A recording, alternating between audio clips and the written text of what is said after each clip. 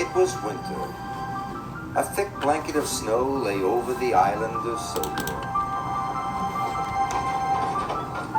All the engines were busy carrying passengers and goods from station to station.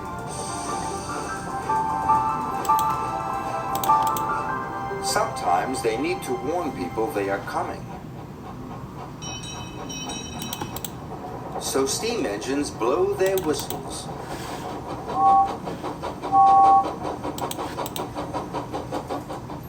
And diesel engines sound their electric horns. One day, Percy took some troublesome trucks to the smelter's yard. He whistled hello to Arry and Bert. But Arry and Bert laughed. "Call that a whistle?" mocked Bert. "Just listen to this. Diesels can do everything better than steamies," they sneered. "My whistle's as good as your horns," puffed Percy crossly. "Just you wait and see." Percy practiced loud whistling. He blew louder. And louder. And louder.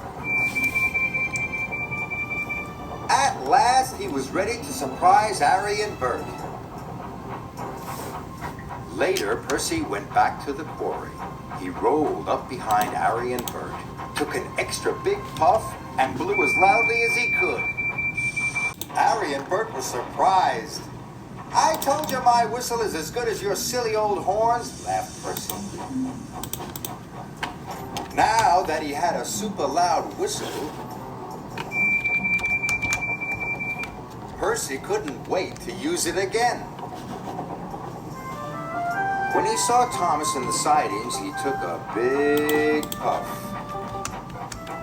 and blew as loud as he could.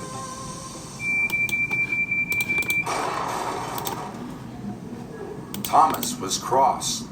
"That wasn't funny," he sniffed. Percy didn't notice. He was too busy having fun. Percy saw Bertie the Bus. He took another big puff and blew. Bertie skidded all over the road. "Percy!" he cried crossly. "You nearly caused an accident!" But Percy had already chuffed away. That evening, Thomas told Percy to stop surprising his friends. "You made Bertie skid across the road, and my freight cars got damaged," said Thomas. Percy was sorry.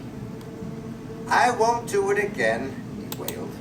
"I promise." But the next day, Percy was bringing the milk train from the dairy.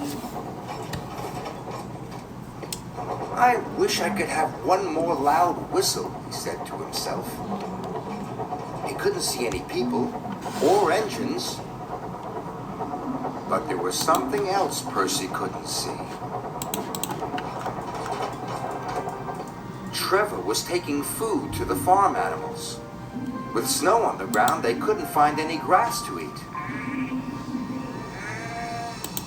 Percy took the biggest puff of all and blew.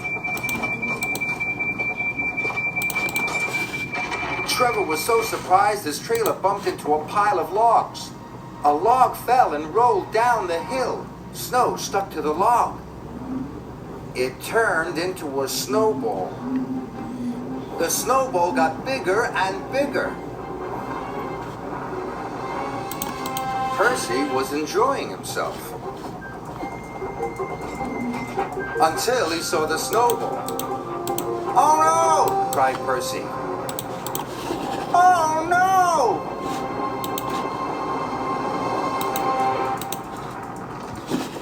Luckily, no one was hurt, but his driver was cross. "Now I will have to go for help," he said. Percy waited in the cold. His funnel was freezing and his axles were shivering. At last Thomas arrived with Sir Topham Hatt. He was very cross indeed.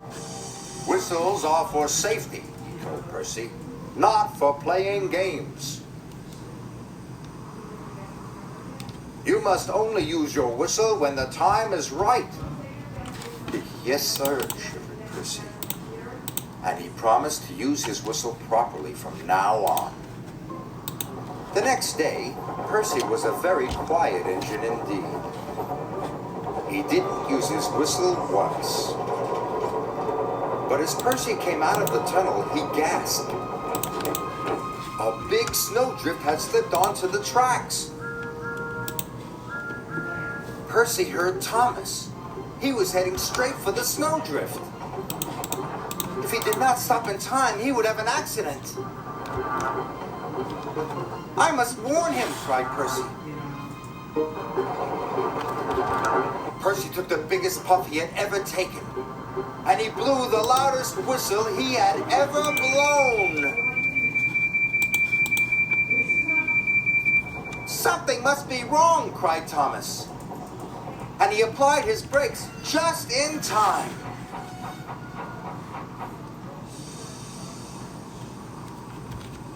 Cinders and ashes, he gasped. Thank you, Percy! That evening, Sir Topham Hatt came to the sheds.